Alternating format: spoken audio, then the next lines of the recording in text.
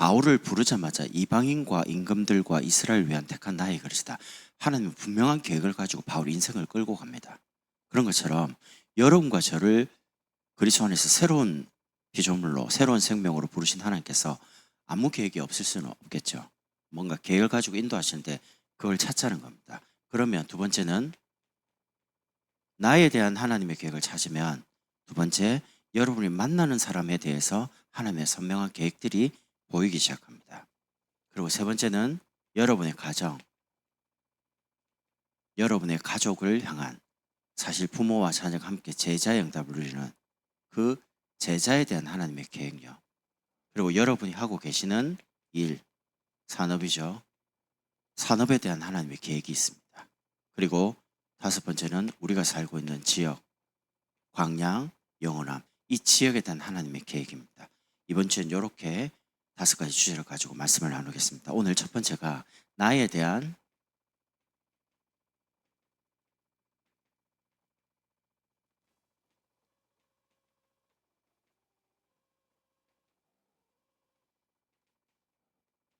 하나님의 계획입니다.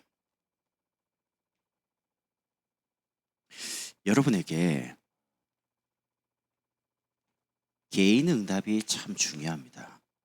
여러분이 응답받기 시작하면 응답 속에서 하나님이 인도를 해요. 근데 응답을 확인하지 못하면 신앙이 어디로 가야 될지를 모릅니다. 열심히 하려고 하니까 안 되죠. 또 안 하려고 하니까 뭔가 두렵죠. 그러니까 이렇게도 못하고 저렇게도 못해요. 그래서 제일 먼저 사도행전 2장 40일 사도의 가르침을 받아. 그게 무슨 말입니까? 예배 속에서요. 여러분이 나를 살려야 됩니다. 그게 개인 다락방입니다. 다락방 모여서 전도하는 곳이 아닙니다. 모여가지고 말씀 붙잡고 나부터 살리는 거예요. 두 번째입니다.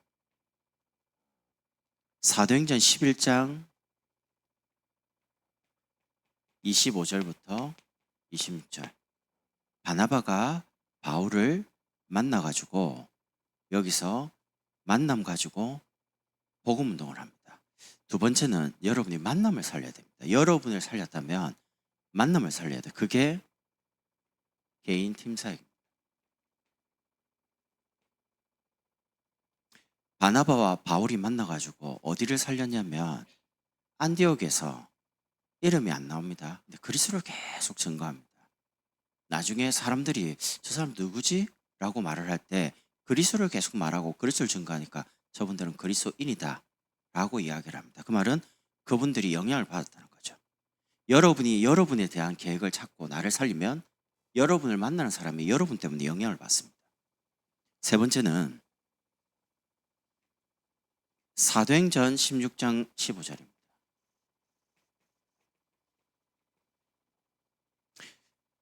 여러분이 가정을 살려야 됩니다. 왜냐하면 여러분 때문에 가정이 살도록요. 그게 개인 미션 업무입니다. 여러분 한 사람 때문에 여러분의 가정, 여러분의 가족, 부모와 자녀가 함께 전도, 선교, 제자의 속에 있어야 안 됩니까? 그래서 최고 중요한 게 가정이 중요한데 여러분이 중요해요. 여러분이 같이 있는 가족이 어느 날 여러분에게 영향을 받는 겁니다. 네 번째는 사도행전 18장 3절입니다. 업이 같음으로 어디로 가냐? 회당으로 들어갑니다. 여러분의 직장, 여러분의 기능, 여러분의 업을 가지고 사람을 살리는 응답을 받아야 됩니다. 그게 개인 전문 사역입니다. 아무리 뛰어나도 하나님께 쓰임받지 못하면 안 되거든요. 부족해도 하나님이 쓰시는 사람이 되면 노예도 괜찮아요. 감옥도 괜찮아요. 나중에는 저 총리 앞에 돼가지고 바로와에게 답을 주는 사람이 됩니다. 다섯 번째는 사도행 빌립보서 4장 13절입니다. 내게 능력 주시는 자 안에서 내가 모든 것을 할 수 있다. 사실은 바울 한 사람 때문에 바울이 움직이는 곳곳마다 지역마다 사실은 다 살아납니다. 빌립보라는 지역에 루디아 한 사람을 살리니까 나중에 그 지역에서 교회가 세워질 만큼요. 개인을 통해서 지역이 정복되는 응답이 일어나는 거죠. 그런데 이 응답을 받을 건데 두 번째는요. 여러분과 저에게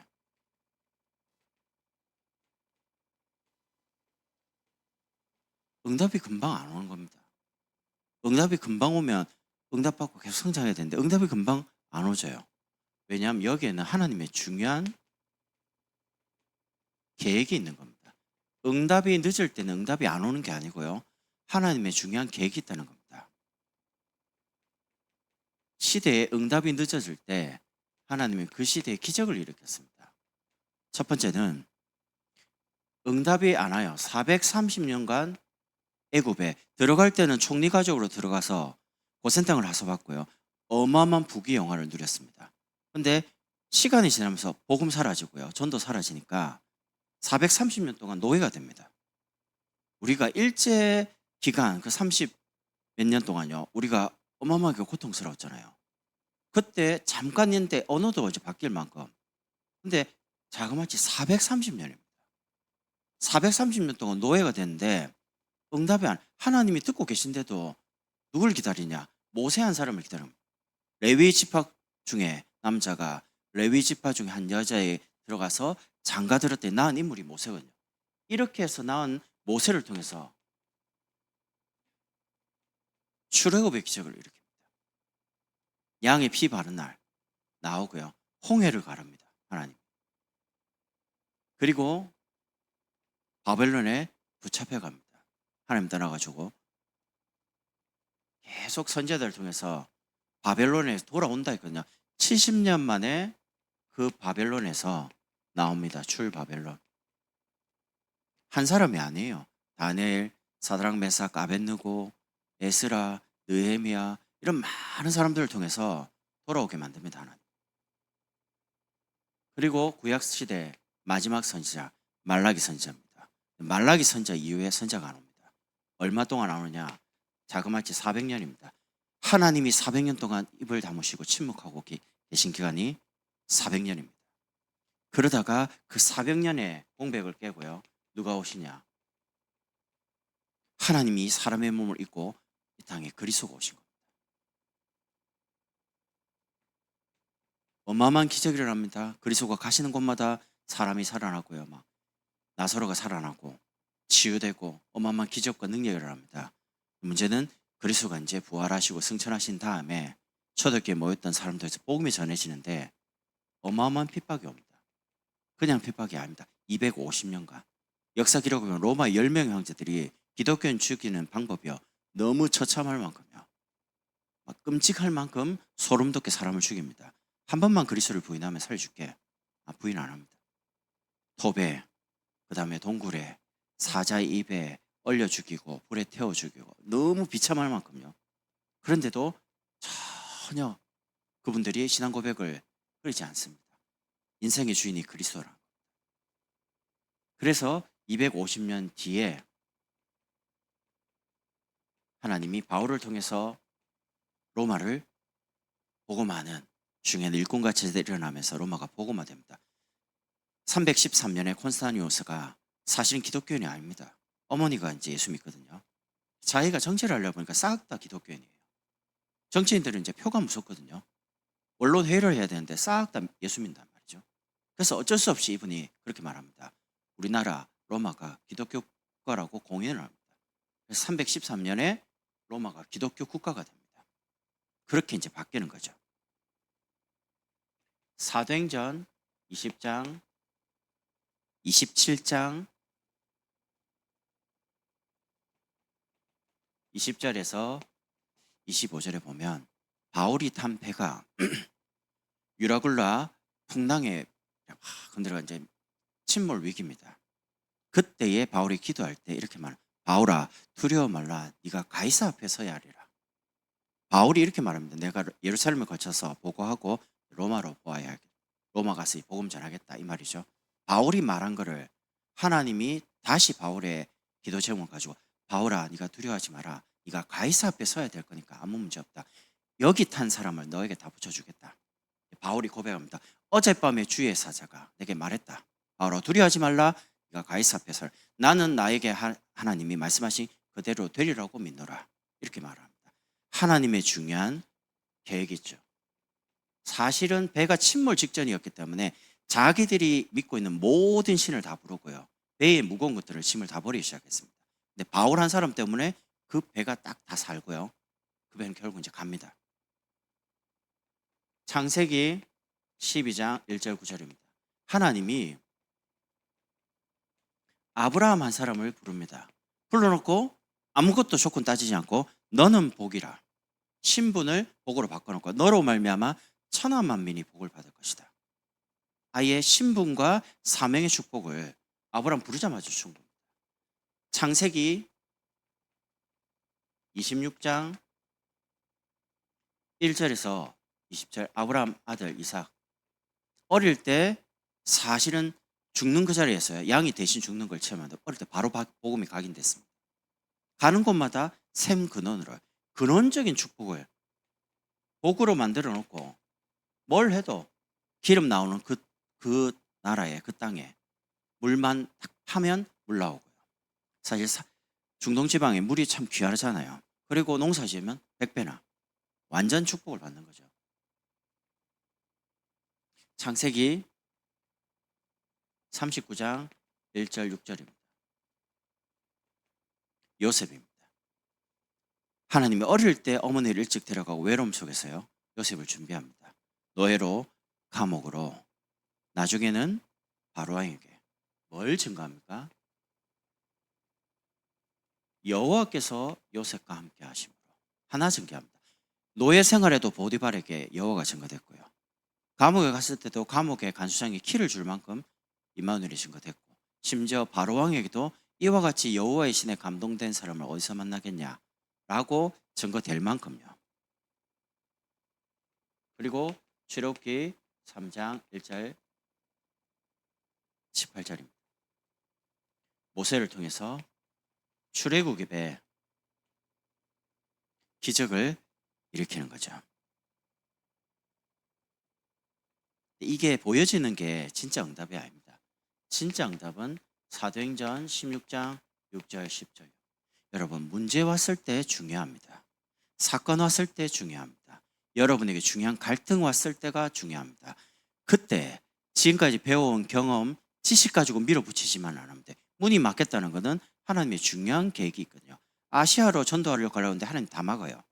성령이 주의 성령이 왜 막습니까? 전도하려고 하는데 막아요. 그 말은 하나님이 지금 중요한 계획을 가지고 막아놓고 진짜 응답을 주시려고요. 그럼 진짜 응답이 뭡니까? 여러분에게 문이 막혔을 때 예를 들면 경제적인 부분에 막히고 건강적인 부분이 막히고 가정적인 부분에 이러지도 못하고 저러지도 못하는 문이 막혔을 때가 여러분에게 가장 중요한 시간표라는 겁니다. 그때에 여러분의 마음이 너무 무거울 만큼 그게 벽이 되어 있죠. 어떻게 해요? 안 되는구나. 아니면 못하겠구나. 여기를 넘어설 수 없게. 그게 벽입니다. 벽. 그 벽을 뚫는 게 아니고 넘어야 돼요. 넘을 수 있는 뭘 얻어야 되냐? 힘을 얻어야 돼요. 사람들이 응답이 늦은 가운데 왜 자꾸 실패하냐면 첫 번째는 동기가 너무 강해요. 동기가 있으면 영안이 가려집니다. 두 번째는 너무 마음이 급해요. 내일 당장 바뀔 것 같은. 그렇지 않습니다. 하나님이 사람을 두고 조금 오래 기다리거든요. 여러분 응답이 늦다고 생각하는 그때가 참 중요합니다. 그때 이렇게 저렇게 하지 마시고요. 말씀을 다 기다리고 말씀을 따라 상관없이 가는 게 훨씬 빠릅니다. 그러니까 안 되니까 게을러지는 거. 해도 안 되네. 기도해도 소용없네. 예배 간다고 뭐 되겠나? 본인도 모르게 마음이 이제 그런 생각이 들죠. 그러면 반대로요. 되면요. 착각이 이렇게. 잘 되네. 내가 열심히 해서 그런가 보다. 여러분 열심히 해서 되는 게 아닙니다. 대부분의 사람들이 잘 되면 교만하고 안 되면 낙심. 둘 다가 수준이 똑같아요. 그러다가 진짜 완전히 막 응답 오죠. 사람들이 확 하죠. 그러면 이제 흥분합니다. 교만한 거죠. 사단이 너무 아름답고 너무 능력 있게 창조됐습니다. 어느 날 자기 자신에 도취되어 가지고요. 내가 저 하나님 자리에 내가 앉아 가지고 이 많은 천사들의 찬양을 받고 싶다. 교만해진 겁니다. 오히려 일이 안 되고 문이 막혔을 때가 더 좋을 수 있어요. 안 되니까 더 은혜를 사모하고 더 예배드리고 더 훈련받고 더 전도하고 더 기도하려고 그러죠. 오히려 되는 게 더 무서워요. 된다라고 한 사람들이 전도의 자리에서 이탈을 다 했습니다. 말씀의 자리에서 이탈했습니다. 옛날에 제가 저 부산에 교회를 다녔는데요. 제가 그때 대학생이었거든요. 제가 참 그때 저도 복음 잘 몰랐지만 갈등이 오는 거예요. 왜냐하면 수요예배 가고 금요일 기도회 가면 어른들이 싸워요. 왜 싸우냐? 이렇게 싸우는 겁니다. 다락방을 하는 사람들은 이렇게 말해요. 어이구 전도도 안 하는 사람들이 이렇게 말을 해요. 반대로 다락방을 안 하는데 교회를 한 번도 예배 안 빠지고 주일 하루 종일 수요, 금요, 새벽 이런 분들은 다락방 하는 사람 아니 다락방도 다락방이지 뭐 교회를 안 와. 예배를 안 드려. 무슨 말인지 아십니까? 다락방 한다고 예배를 안 와요. 그때 나 참 무슨 말이지? 왜 예배를 안 오는 거예요? 다락방 간다고. 뭐가 맞습니까? 둘 다가 틀린 겁니다. 정말 다락방 하죠? 예배를 소중하게 생각. 예배의 자리에 와서 말씀 받고 힘을 얻고 답을 얻고 그때는 막 섞여가지고 신비주의한 사람도 와서 막 이상하게 막 하고 순수하게 진짜 말씀 운동한 게 아니고요. 말씀 운동을 빙자해서 찌르고 막 방언하고 넘어뜨리고 그런 걸 했다니까요. 제가 우리 가족이 그렇게 있었기 때문에 부탁을 했더니 왔는데 이분들이 신비주의하는 사람 집에서 눈을 찌르고 귀신 쫓아낸다고. 나 너무 황당. 아니 제가 분명히 말씀 듣기로는 그냥 말씀 운동한다면서요. 와서 말씀 전해주고 기도해주는 이게 뭡니까? 내가 이래 목사님 따졌다니까요. 아 내가 몰랐다. 그 사람들이 그런 줄을 제가 겪은 겁니다. 순수하게 말씀 운동해야 되는데 너무 이상한 거예요. 그런 사람들은 지금 없습니다. 복음 아닌 사람들요. 색깔이 복음적이지 않은 것들 다 하나님 다 없애는 거예요. 다 빼는 거예요. 여러분 우리 속에 복음 말고 다른 게 강조되면 안 돼요. 우리 인생에 그리스도 말고 다른 거 말하면 안 돼요. 그게 맞잖아요. 그래서 결론입니다. 오늘 너무 중요한 분들이 새벽에 오셨기 때문에 오늘 나에 대한 하나님의 계획의 결론이 뭐냐? 여러분 자신을 빨리 찾아야 됩니다. 어떻게 해요? 여러분이 지금 당하고 있는 나의 문제 있죠. 그게 하나님이 여러분이 주시는 메시지입니다. 그렇게 해서 메시지를 찾으라니까요. 두 번째는 여러분이 잘 하시는 여러분의 나름대로의 장점이 있습니다. 모든 사람에게 장점이 다 있습니다. 그 장점이 전도의 중요한 도구로 하나님께 쓰임받게 됩니다. 그래서 포기하지 마셔라. 어떤 사람도 교회 속에 쓰임받을 수 있다. 왜냐하면 하나님은 모든 사람에게 기능, 달란트, 장점을 주셨기 때문에. 그래서 세 번째, 나에 대한 하나님의 계획을 찾아야 되죠.